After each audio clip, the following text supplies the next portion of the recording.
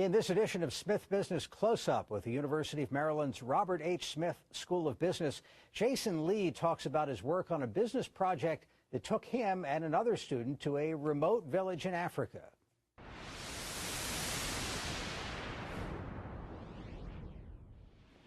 Jason, thank you for being with us. What broadly was the goal of the project?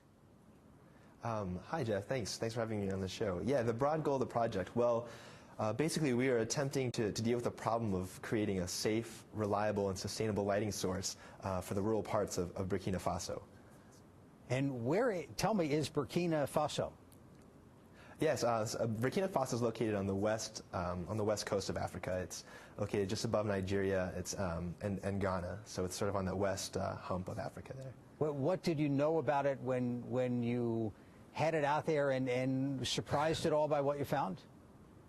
Yeah, absolutely. Well, when I first learned about the project, I had to go to maps.google.com to see where it was. I had never actually heard of the country myself. And when we first arrived, I guess the first thing that hit me was it was almost like stepping through, like a change in time. It seemed like there was, you saw cars, but at the same time there was dirt roads everywhere, especially where we stayed. We were working in a rural part of Burkina Faso, so there was no electricity, no running water. So that was quite an experience to get used to taking bucket baths and dealing with just the changes and lack of infrastructure that was there. So given all that, what were you able to accomplish? Yeah, well, we went over there with the team of 10 engineers from the Clark School of Engineering here at the University of Maryland. And what they had done is they had designed a lighting system which would be powered by solar panels, and we installed 11 of these systems in various schools and adult literacy centers within the rural parts of Burkina Faso. And there was a business component to this as well? Yes, absolutely. So they had started this project about 2 years ago. And then last year, Professor Jung-Oh Kim, who was the faculty advisor of the program, learned about this World Bank grant competition. And basically, they had started this grant competition to solicit proposals from universities, different companies all over the world to come up with solutions to providing safe, reliable, and sustainable lighting sources. As part of this competition, they're required to submit a business proposal. And so he came up with the idea that this would be a great opportunity to tie in some of the engineering aspects as well as the business aspects. He approached the Smith School, and we've been working on a business plan to basically take what the engineering team has done and find ways to use social entrepreneurship, different tools of microfinance to scale this operation up and to reach more people. So what's going to make it succeed? What are the risks to having it not succeed? Sure. Well, first off is that it's just not, the technology is not prevalent at this time. Kerosene is the primary source of lighting. It's something that they're used to. And so getting them to change from that is going to be a little bit of a challenge. However, because Burkina Faso, they have over 300 days of sunlight in the year, previous NGOs and government initiatives have started to make the move towards using solar panels. So there's some familiarity with the technology.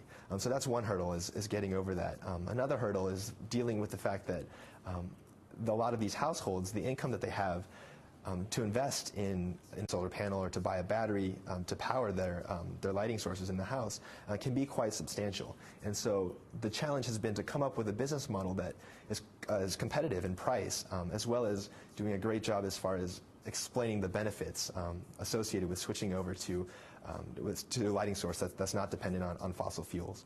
So obviously you feel like you made a difference on this trip. Is there anything that you would say you got out of it that you brought back here to Maryland? Sure, absolutely. I can remember one day in particular, we had installed a system at one of the schools, and typically with one of these systems, we put in 3 lights. And so we had installed the system, we had returned back to where we were staying, and we received a phone call saying that one of the lights had malfunctioned. And so we all went back to go and see. A small team had gone back to go and repair the system, and what they saw was the 2 lights that were still remaining. You could just see crowds of children just reading underneath these lights, and that's just such an amazing thing. It's just the fact to realize that that we had the opportunity to give the gift of light, and what an incredible thing that is. And at the same time, realizing just how sad it is that that it's possible for one to have such a feeling, to realize that there are places in this world where children don't have access to light, where they're not able to read to pick up a book whenever they want to. And just for me, that really made me realize, kind of in a larger perspective, the sort of responsibility that we have, especially given the tools and skills that we're currently getting here at the Smith School, to be aware of the problems in our community and to use the skills that we have to kind of reach out and give a little back to the community. Wow, that's powerful stuff. Jason, congratulations on your success there and your good works, and thank you for being with us. Thank you very much for having me. And that is our program for this week.